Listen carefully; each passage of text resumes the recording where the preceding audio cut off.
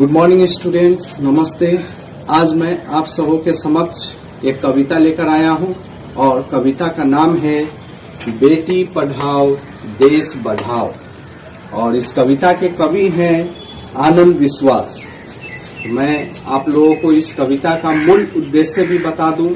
इस कविता का मूल उद्देश्य है बेटी बेटा पढ़ाओ देश को आगे बढ़ाओ।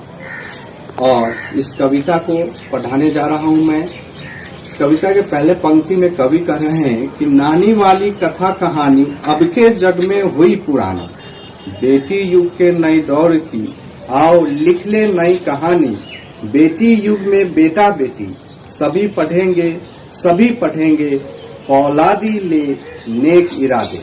अर्थात कवि कह रहे हैं कि पुराने जमाने में नानी दादी बेटियों को कथा सुनाकर कहानी सुनाकर घर के चार दीवारी के अंदर रखा करते थे।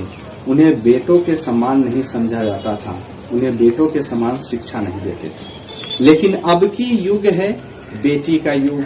अब औलाद का मतलब होता है बहुत मजबूती के साथ डिसीजन ले, इरादा बनाए कि बेटी को भी पढ़ाना है और बेटा के समान अधिकार सम्मान शिक्षा देना है।